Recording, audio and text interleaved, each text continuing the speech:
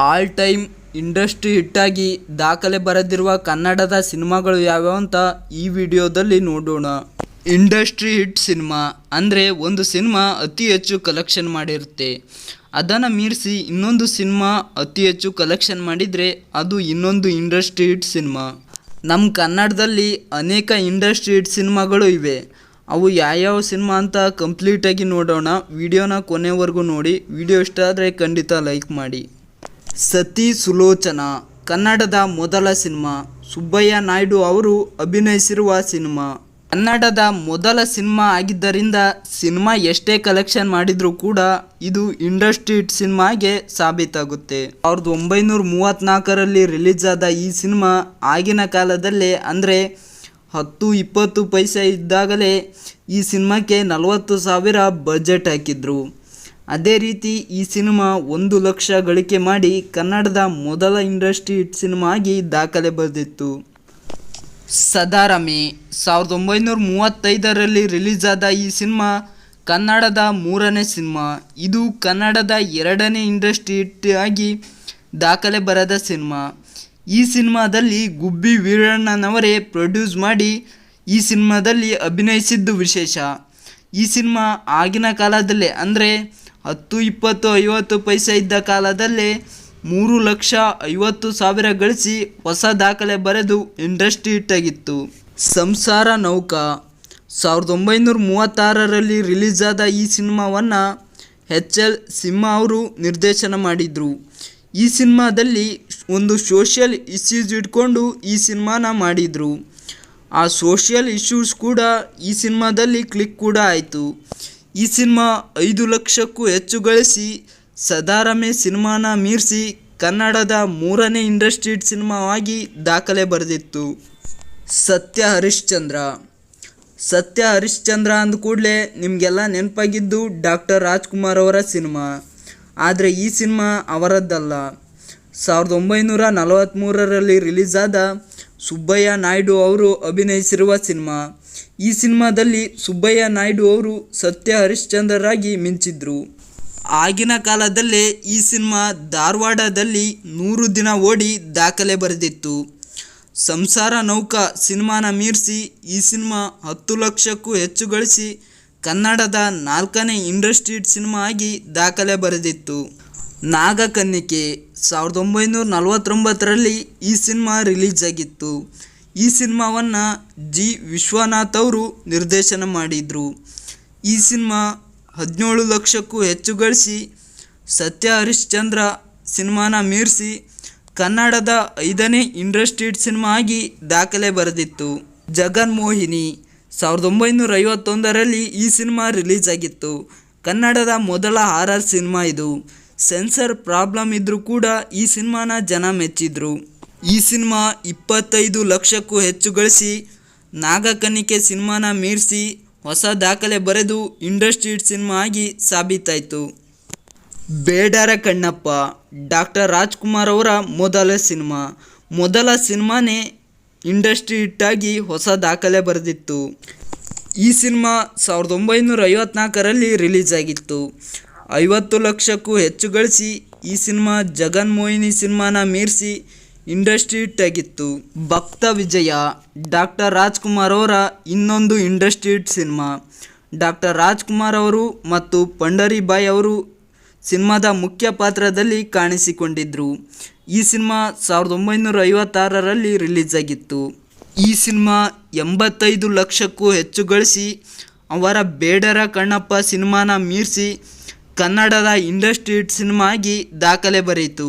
ಭೂ ಕೈಲಾಸ ಡಾಕ್ಟರ್ ರಾಜ್ಕುಮಾರ್ ಅವರ 3ನೇ ಇಂಡಸ್ಟ್ರಿ ಹಿಟ್ ಸಿನಿಮಾ. ಈ ಸಿನಿಮಾ 1958ರಲ್ಲಿ ರಿಲೀಸ್ ಆಗಿತ್ತು. ಈ ಸಿನಿಮಾ ಅವರ ಭಕ್ತ ವಿಜಯ ಸಿನಿಮಾನ ಮೀರಿಸಿ ಕನ್ನಡದ ಮೊದಲ 1 ಕೋಟಿ ಗಳಿಸಿದ ಸಿನಿಮಾ ಆಗಿ ಹೊಸ ದಾಖಲೆ ಬರೆದು ಇಂಡಸ್ಟ್ರಿ ಹಿಟ್ ಸಿನಿಮಾ ಆಗಿ ಸಾಬೀತಾಯಿತು. ಸತ್ಯ ಹರಿಶ್ಚಂದ್ರ ಡಾಕ್ಟರ್ ರಾಜ್ಕುಮಾರ್ ಅವರ ಎವರ್ಗ್ರೀನ್ ಸಿನಿಮಾಗಳಲ್ಲಿ ಈ ಸಿನಿಮಾ ಕೂಡ ಒಂದು. ಈ ಸಿನಿಮಾ 1965ರಲ್ಲಿ ರಿಲೀಸ್ ಆಗಿತ್ತು. ಬಹಳ ವರ್ಷದ ಬಳಿಕ ಮತ್ತೊಂದು ಡಾಕ್ಟರ್ ರಾಜ್ಕುಮಾರ್ ಅವರ ಸಿನಿಮಾ ಇಂಡಸ್ಟ್ರಿ ಹಿಟ್ ಆಗಿ ದಾಖಲೆ ಬರೆದಿತ್ತು.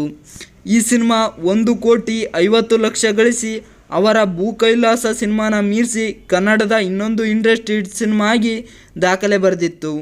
ಡಾಕ್ಟರ್ ರಾಜ್ಕುಮಾರ್ ಅವರನ್ನು ಆಲ್ ಟೈಮ್ ಕನ್ನಡ ಇಂಡಸ್ಟ್ರಿ ಸಿನಿಮಾಗಳ ಪಿತಾಮಹ ಅಂದರೆ ತಪ್ಪಾಗಲ್ಲ. ಯಾಕಂದರೆ ಸಾಲು ಸಾಲು ಇಂಡಸ್ಟ್ರಿ ಸಿನಿಮಾಗಳು ಇವರ ಹೆಸರಲ್ಲೇ ಇದೆ. ಇದು ನಮ್ಮ ಕನ್ನಡಿಗರಿಗೆ ಹೆಮ್ಮೆಯ ವಿಷಯ. ಕಸ್ತೂರಿ ನಿವಾಸ 1971ರಲ್ಲಿ ಈ ಸಿನಿಮಾ ರಿಲೀಸ್ ಆಗಿತ್ತು. ಡಾಕ್ಟರ್ ರಾಜ್ಕುಮಾರ್ ಅವರ ಎವರ್ಗ್ರೀನ್ ಸಿನಿಮಾಗಳಲ್ಲಿ ಈ ಸಿನಿಮಾ ಕೂಡ ಒಂದು. ಈ ಸಿನಿಮಾ 2 ಕೋಟಿ ಗಳಿಸಿ ಅವರ ಸತ್ಯ ಹರಿಶ್ಚಂದ್ರ ಸಿನಿಮಾನ ಮೀರಿಸಿ ಇನ್ನೊಂದು ಇಂಡಸ್ಟ್ರಿ ಸಿನಿಮಾ ಆಗಿ ದಾಖಲೆ ಬರೆದಿತ್ತು. ಬಂಗಾರದ ಮನುಷ್ಯ 1972ರಲ್ಲಿ ಈ ಸಿನಿಮಾ ರಿಲೀಸ್ ಆಗಿತ್ತು. ಡಾಕ್ಟರ್ ರಾಜ್ಕುಮಾರ್ ಅವರ ಎವರ್ಗ್ರೀನ್ ಸಿನಿಮಾಗಳಲ್ಲಿ ಈ ಸಿನಿಮಾ ಕೂಡ ಒಂದು. ಬಂಗಾರದ ಮನುಷ್ಯ ಈ ಸಿನಿಮಾನ ನೋಡಿ ಬದಲಾದವರು ಎಷ್ಟೋ ಜನ ಇದ್ದಾರೆ. 100 ವಾರಕ್ಕೂ ಹೆಚ್ಚು ದಿನ ಪ್ರದರ್ಶನ ಕಂಡ ಸಿನಿಮಾ ಇದಾಗಿದೆ. 2,50,00,000ಕ್ಕೂ ಹೆಚ್ಚು ಗಳಿಸಿ ಈ ಸಿನಿಮಾ ಕಸ್ತೂರಿ ನಿವಾಸ ಸಿನಿಮಾನ ಮೀರಿಸಿ ಇನ್ನೊಂದು ಇಂಡಸ್ಟ್ರಿ ಸಿನಿಮಾ ಆಗಿ ದಾಖಲೆ ಬರೆದಿತ್ತು. ಸಂಪತ್ತಿಗೆ ಸವಾಲ್ ಈ ಸಿನಿಮಾ 1974ರಲ್ಲಿ ರಿಲೀಸ್ ಆಗಿತ್ತು. ಡಾಕ್ಟರ್ ರಾಜ್ಕುಮಾರ್ ಅವರ ಎವರ್ಗ್ರೀನ್ ಸಿನಿಮಾಗಳಲ್ಲಿ ಈ ಸಿನಿಮಾ ಕೂಡ ಒಂದು. ಡಾಕ್ಟರ್ ರಾಜ್ಕುಮಾರ್ ಅವರು ಮತ್ತು ವಜ್ರಮುನಿ ಅವರ ಪಾತ್ರಗಳು ಇವತ್ತಿಗೂ ಕೂಡ ಹಾಗೆ ನೆನಪಿವೆ. ಈ ಸಿನಿಮಾ ಅವರ ಬಂಗಾರದ ಮನುಷ್ಯ ಸಿನಿಮಾನ ಮೀರಿಸಿ 2,75,00,000 ಗಳಿಸಿ ಕನ್ನಡದ ಇಂಡಸ್ಟ್ರಿ ಸಿನಿಮಾ ಆಗಿ ದಾಖಲೆ ಬರೆದಿತ್ತು. ಮಯೂರ ಈ ಸಿನಿಮಾ 1975ರಲ್ಲಿ ರಿಲೀಸ್ ಆಗಿತ್ತು.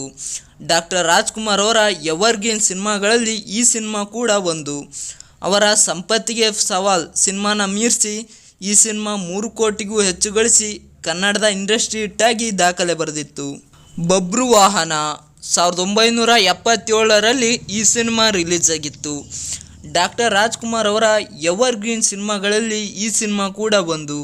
ಅವರ ಮಯೂರ ಸಿನಿಮಾನ ಮೀರಿಸಿ ಈ ಸಿನಿಮಾ 3,25,00,000 ಗಳಿಸಿ ಕನ್ನಡದ ಇನ್ನೊಂದು ಇಂಡಸ್ಟ್ರಿ ಸಿನಿಮಾ ಆಗಿ ದಾಖಲೆ ಬರೆದಿತ್ತು. ಸನಾದಿ ಅಪ್ಪಣ್ಣ 1977ರಲ್ಲಿ ಈ ಸಿನಿಮಾ ರಿಲೀಸ್ ಆಗಿತ್ತು. ಇಂಡಸ್ಟ್ರಿ ಸಿನಿಮಾನ ದಾಖಲೆ ಬರೆಯೋದ್ರಲ್ಲಿ ಡಾಕ್ಟರ್ ರಾಜ್ಕುಮಾರ್ ಅವರೇ ಮೊದಲ ಸ್ಥಾನದಲ್ಲಿದ್ದಾರೆ. ಯಾಕಂದರೆ 1977ರಲ್ಲಿಯೇ 2 ಇಂಡಸ್ಟ್ರಿ ಸಿನಿಮಾನ ಕೊಟ್ಟು ದಾಖಲೆ ಬರೆದಿದ್ದಾರೆ. ಈ ಸಿನಿಮಾ ಬಬ್ರು ವಾಹನ ಸಿನಿಮಾನ ಮೀರಿಸಿ 3,35,00,000 ಗಳಿಸಿ ಇಂಡಸ್ಟ್ರಿ ಸಿನಿಮಾ ಆಗಿ ದಾಖಲೆ ಬರೆದಿತ್ತು. ಶಂಕರ್ ಗುರು 1978ರಲ್ಲಿ ಈ ಸಿನಿಮಾ ರಿಲೀಸ್ ಆಗಿತ್ತು. ಈ ಸಿನಿಮಾ 3,50,00,000 ಗಳಿಸಿ ಇಂಡಸ್ಟ್ರಿ ಹಿಟ್ಟಾಗಿ ದಾಖಲೆ ಬರೆದಿತ್ತು. ಚಲಿಸುವ ಮೋಡಗಳು ಈ ಸಿನಿಮಾ 1982ರಲ್ಲಿ ರಿಲೀಸ್ ಆಗಿತ್ತು. ಈ ಸಿನಿಮಾ 3,75,00,000 ಗಳಿಸಿ ಇಂಡಸ್ಟ್ರಿ ಹಿಟ್ಟಾಗಿ ದಾಖಲೆ ಬರೆದಿತ್ತು. ಕವಿರತ್ನ ಕಾಳಿದಾಸ ಈ ಸಿನಿಮಾ 4 ಕೋಟಿ ಗಳಿಸಿ ಇಂಡಸ್ಟ್ರಿ ಹಿಟ್ಟಾಗಿ ದಾಖಲೆ ಬರೆದಿತ್ತು. ಬಂಧನ ಸಾಹಸ ಸಿಂಹ ವಿಷ್ಣುವರ್ಧನ್ ಅವರ ಎವರ್ಗ್ರೀನ್ ಸಿನಿಮಾಗಳಲ್ಲಿ ಈ ಸಿನಿಮಾ ಕೂಡ ಒಂದು. ಇಲ್ಲಿ ತನಕ ಡಾಕ್ಟರ್ ರಾಜ್ಕುಮಾರ್ ಅವರು ಇಂಡಸ್ಟ್ರಿ ಸಿನಿಮಾನ ಮಾಡಿ ದಾಖಲೆ ಬರೆದಿದ್ದರು. ಆದರೆ ಇವಾಗ ಸಾಹಸ ಸಿಂಹ ವಿಷ್ಣುವರ್ಧನ್ ಅವರು ಬಂಧನ ಸಿನಿಮಾದ ಮೂಲಕ 4,25,00,000ಕ್ಕೂ ಹೆಚ್ಚು ಗಳಿಸಿ ಇಂಡಸ್ಟ್ರಿ ಸಿನಿಮಾನ ಮಾಡಿ ದಾಖಲೆ ಬರೆದರು. ಅನುರಾಗ ಅರಳಿತು ಡಾಕ್ಟರ್ ರಾಜ್ಕುಮಾರ್ ಅವರು ಇನ್ನೊಂದು ಇಂಡಸ್ಟ್ರಿ ಸಿನಿಮಾ ಆಗಿ ದಾಖಲೆ ಬರೆದಿತ್ತು. ಈ ಸಿನಿಮಾದ ಬಗ್ಗೆ ನಾವೆಲ್ಲ ಖುಷಿ ಪಡೋ ವಿಷಯ ಏನು ಅಂದರೆ ಈ ಸಿನಿಮಾನ ಬಾಂಗ್ಲಾ ಭಾಷೆಯಲ್ಲೂ ಕೂಡ ರೀಮೇಕ್ ಮಾಡಿದ್ದಾರೆ ಮತ್ತು ನಮ್ಮ ಈ ಕನ್ನಡ ಸಿನಿಮಾನ ಒಟ್ಟು 6 ಭಾಷೆಯಲ್ಲಿ ರೀಮೇಕ್ ಮಾಡಿದ್ದಾರೆ ಮತ್ತು ಎಲ್ಲ ಭಾಷೆಯಲ್ಲೂ ಕೂಡ ಈ ಸಿನಿಮಾ ಬ್ಲಾಕ್ ಬಸ್ಟರ್ ಆಗಿದೆ. ಈ ಸಿನಿಮಾ 4,50,00,000 ಗಳಿಸಿ ಇಂಡಸ್ಟ್ರಿ ಸಿನಿಮಾ ಆಗಿ ದಾಖಲೆ ಬರೆದಿತ್ತು. ಪ್ರೇಮಲೋಕ ಕ್ರೇಜಿ ಸ್ಟಾರ್ ರವಿಚಂದ್ರನ್ ಅವರ ಮೊದಲ ಇಂಡಸ್ಟ್ರಿ ಸಿನಿಮಾ. ವಿಷ್ಣುವರ್ಧನ್ ಮತ್ತು ರವಿಚಂದ್ರನ್ ಅವರ ಕಾಂಬಿನೇಷನ್ನಲ್ಲಿ ಬಂದ ಈ ಸಿನಿಮಾ 5 ಕೋಟಿಗೂ ಹೆಚ್ಚು ಗಳಿಸಿ ಇಂಡಸ್ಟ್ರಿ ಸಿನಿಮಾ ಆಗಿ ದಾಖಲೆ ಬರೆದಿತ್ತು. ನಂಜುಂಡಿ ಕಲ್ಯಾಣ 1981ರಲ್ಲಿ ಈ ಸಿನಿಮಾ ರಿಲೀಸ್ ಆಗಿತ್ತು. ರಾಘವೇಂದ್ರ ರಾಜ್ಕುಮಾರ್ ಅವರ ಮೊದಲ ಇಂಡಸ್ಟ್ರಿ ಸಿನಿಮಾ. 6 ಕೋಟಿಗೂ ಹೆಚ್ಚು ಗಳಿಸಿ ಈ ಸಿನಿಮಾ ಇಂಡಸ್ಟ್ರಿ ಹಿಟ್ಟಾಗಿ ದಾಖಲೆ ಬರೆದಿತ್ತು. ಜೀವನ ಚೈತ್ರ ಮತ್ತೊಮ್ಮೆ ಡಾಕ್ಟರ್ ರಾಜ್ಕುಮಾರ್ ಅವರು ತಮ್ಮ ಜೀವನ ಚೈತ್ರ ಸಿನಿಮಾದ ಮೂಲಕ ದಾಖಲೆ ಬರೆದರು. 1992ರಲ್ಲಿ ಈ ಸಿನಿಮಾ ರಿಲೀಸ್ ಆಗಿತ್ತು. ಈ ಸಿನಿಮಾ 7 ಕೋಟಿಗೂ ಹೆಚ್ಚು ಗಳಿಸಿ ಇಂಡಸ್ಟ್ರಿ ಹಿಟ್ಟಾಗಿ ದಾಖಲೆ ಬರೆದಿತ್ತು. ಓಂ ರಿಯಲ್ ಸ್ಟಾರ್ ಉಪೇಂದ್ರ ಅವರ ನಿರ್ದೇಶನ, ಹ್ಯಾಟ್ರಿಕ್ ಹೀರೋ ಶಿವರಾಜ್ ಕುಮಾರ್ ಅವರ ಅಭಿನಯಕ್ಕೆ ಜನ ಫಿದಾ ಆಗಿದ್ರು. ಸುಮ್ಮನೆ ಇದ್ದ ವ್ಯಕ್ತಿ ಮಚ್ಚಿಡಿದ್ರೆ ಏನಾಗುತ್ತೆ ಅಂತ ಈ ಸಿನಿಮಾದಲ್ಲಿ ತೋರಿಸಿದ್ದಾರೆ. ಈ ಸಿನಿಮಾ 10 ಕೋಟಿಗೂ ಹೆಚ್ಚು ಗಳಿಸಿ ಇಂಡಸ್ಟ್ರಿ ಸಿನಿಮಾ ಆಗಿ ದಾಖಲೆ ಬರೆದಿತ್ತು. ಜನುಮದ ಜೋಡಿ ಈ ಸಿನಿಮಾ 1996ರಲ್ಲಿ ರಿಲೀಸ್ ಆಗಿತ್ತು. ಶಿವಣ್ಣ ಅವರ ಮತ್ತೊಂದು ಇಂಡಸ್ಟ್ರಿ ಸಿನಿಮಾ 12 ಕೋಟಿ 50 ಲಕ್ಷಕ್ಕೂ ಹೆಚ್ಚು ಗಳಿಸಿ ಈ ಸಿನಿಮಾ ದಾಖಲೆ ಬರೆದಿತ್ತು. ಉಪೇಂದ್ರ ಅವರ ಮೊದಲ ಸಿನಿಮಾನೇ ಇಂಡಸ್ಟ್ರಿ ಹಿಟ್ ಆಗಿ ದಾಖಲೆ ಬರೆದಿತ್ತು. ಇದರಲ್ಲಿ ವಿಶೇಷ ಏನು ಅಂದರೆ ಈ ಸಿನಿಮಾದ ಸ್ಕ್ರಿಪ್ಟ್ ಮತ್ತು ನಿರ್ದೇಶನ, ಸ್ಕ್ರೀನ್ ಪ್ಲೇ, ಅಭಿನಯ ಒಂದೊಂದು ಕೂಡ ಡಿಫ್ರೆಂಟ್ ರೀತಿಯಲ್ಲಿ ಇತ್ತು. ಈ ಸಿನಿಮಾನ ಥಿಯೇಟ್ರಲ್ಲಿ ಮೊದಲ ಬಾರಿಗೆ ನೋಡ್ತಾ ಇದ್ದವರು ತಲೆಗೆ ಹುಳ ಬಿಟ್ಟರು ಉಪೇಂದ್ರ ಅವರು. ಈ ಸಿನಿಮಾ 15 ಕೋಟಿಗೂ ಹೆಚ್ಚು ಗಳಿಸಿ ಇಂಡಸ್ಟ್ರಿ ಹಿಟ್ ಸಿನಿಮಾ ಆಗಿ ದಾಖಲೆ ಬರೆದಿತ್ತು. ಯಜಮಾನ ಈ ಸಿನಿಮಾ ಡಾಕ್ಟರ್ ವಿಷ್ಣುವರ್ಧನ್ ಅವರ ಎವರ್ಗ್ರೀನ್ ಸಿನಿಮಾಗಳಲ್ಲಿ ಈ ಸಿನಿಮಾ ಕೂಡ ಒಂದು. ಡಬಲ್ ಆ್ಯಕ್ಟಿಂಗ್ ಪಾತ್ರದಲ್ಲಿ ಡಾಕ್ಟರ್ ವಿಷ್ಣುವರ್ಧನ್ ಅವರು ಕಾಣಿಸಿಕೊಂಡಿದ್ದರು. 1 ವರ್ಷಗಳ ಕಾಲ ಪ್ರದರ್ಶನ ಕಂಡ ವಿಷ್ಣುವರ್ಧನ್ ಅವರ ಮೊದಲ ಸಿನಿಮಾ. ಈ ಸಿನಿಮಾ 20 ಕೋಟಿಗೂ ಹೆಚ್ಚು ಗಳಿಸಿ ಒಂದು ಇಂಡಸ್ಟ್ರಿ ಸಿನಿಮಾ ಆಗಿ ದಾಖಲೆ ಬರೆದಿತ್ತು. ಆಪ್ತ ಮಿತ್ರ ಡಾಕ್ಟರ್ ವಿಷ್ಣುವರ್ಧನ್ ಅವರ ಎವರ್ಗ್ರೀನ್ ಸಿನಿಮಾಗಳಲ್ಲಿ ಈ ಸಿನಿಮಾ ಕೂಡ ಒಂದು. ವಿಷ್ಣುವರ್ಧನ್ ಮತ್ತು ದ್ವಾರಕೀಶ್ ಅವರು ಮುಖ್ಯ ಪಾತ್ರದಲ್ಲಿ ಕಾಣಿಸಿಕೊಂಡಿದ್ದರು. ಈ ಸಿನಿಮಾ 26 ಕೋಟಿ ಗಳಿಸಿ ಇಂಡಸ್ಟ್ರಿ ಸಿನಿಮಾ ಆಗಿ ದಾಖಲೆ ಬರೆದಿತ್ತು. ಜೋಗಿ ಮತ್ತೊಮ್ಮೆ ಶಿವರಾಜ್ ಕುಮಾರ್ ಅವರು ಈ ಸಿನಿಮಾ ಮೂಲಕ ದಾಖಲೆ ಬರೆದರು. ತಾಯಿ ಸೆಂಟಿಮೆಂಟ್ ಜೊತೆಗೆ ರೌಡಿಸಮ್ನ ಈ ಸಿನಿಮಾದಲ್ಲಿ ತೋರಿಸಿದರು. ಶಿವರಾಜ್ ಕುಮಾರ್ ಅವರ ಎವರ್ಗ್ರೀನ್ ಸಿನಿಮಾಗಳಲ್ಲಿ ಈ ಸಿನಿಮಾ ಕೂಡ ಒಂದು. ಈ ಸಿನಿಮಾ 35 ಕೋಟಿ ಗಳಿಸಿ ಕನ್ನಡದ ಇಂಡಸ್ಟ್ರಿ ಸಿನಿಮಾ ಆಗಿ ದಾಖಲೆ ಬರೆಯಿತು. ಮುಂಗಾರು ಮಳೆ ಈ ಸಿನಿಮಾ 2007ರಲ್ಲಿ ರಿಲೀಸ್ ಆಗಿತ್ತು. ಗೋಲ್ಡನ್ ಸ್ಟಾರ್ ಗಣೇಶ್ ಅವರ ಮೊದಲ ಇಂಡಸ್ಟ್ರಿ ಸಿನಿಮಾ 45 ಕೋಟಿಗೂ ಹೆಚ್ಚು ಗಳಿಸಿ ಇಂಡಸ್ಟ್ರಿ ಸಿನಿಮಾ ಆಗಿ ದಾಖಲೆ ಬರೆದಿತ್ತು. Mr and Mrs Ramachari rocking star Yash ಅವರ ಮೊದಲ ಇಂಡಸ್ಟ್ರಿ ಸಿನಿಮಾ. ಈ ಸಿನಿಮಾ 48 ಕೋಟಿಗೂ ಹೆಚ್ಚು ಗಳಿಸಿ ಈ ಸಿನಿಮಾ ಇಂಡಸ್ಟ್ರಿ ಸಿನಿಮಾ ಆಗಿ ದಾಖಲೆ ಬರೆದಿತ್ತು. ರಾಜಕುಮಾರ ಪವರ್ ಸ್ಟಾರ್ ಪುನೀತ್ ರಾಜ್ಕುಮಾರ್ ಅವರು ಈ ಸಿನಿಮಾ ಮೂಲಕ ದಾಖಲೆ ಬರೆದರು. ಅವರ ತಂದೆ ಹೆಸರನ್ನು ಈ ಸಿನಿಮಾಕ್ಕೆ ಇಟ್ಟರು. ಸಿನಿಮಾ ಕೂಡ ಅವರ ನಡೆ ನುಡಿಯಂತೆ ಇತ್ತು.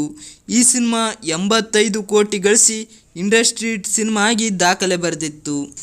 KGF chapter 1 rocking star Yash ಅವರು ಈ ಸಿನಿಮಾ ಮೂಲಕ ದಾಖಲೆ ಬರೆದರು. 230 ಕೋಟಿ ಗಳಿಸಿ ಈ ಸಿನಿಮಾ ಇಂಡಸ್ಟ್ರಿ ಸಿನಿಮಾ ಆಗಿ ದಾಖಲೆ ಬರೆಯಿತು. KGF ಚಾಪ್ಟರ್ 2 ಈ ಸಿನಿಮಾ 900 ಕೋಟಿಗೂ ಹೆಚ್ಚು ಗಳಿಸಿ ಫ್ಯಾನ್ ಇಂಡಿಯಾ ಸಿನಿಮಾ ಆಗಿ ದಾಖಲೆ ಬರೆದಿತ್ತು. ಈಗ ಇರೋ ಸದ್ಯದ ಇಂಡಸ್ಟ್ರಿ ಸಿನಿಮಾ ಇದು. ಈ ಸಿನಿಮಾನ ಬ್ರೇಕ್ ಡೌನ್ ಮಾಡಿ ಯಾವ ಸಿನಿಮಾ ಬರಲಿದೆ ಅಂತ ಕಾದು ನೋಡಬೇಕು. ಇದು ಫ್ರೆಂಡ್ಸ್ ಇವತ್ತಿನ ವಿಡಿಯೋ ಇಷ್ಟ ಆದರೆ ಖಂಡಿತ ಲೈಕ್ ಮಾಡಿ.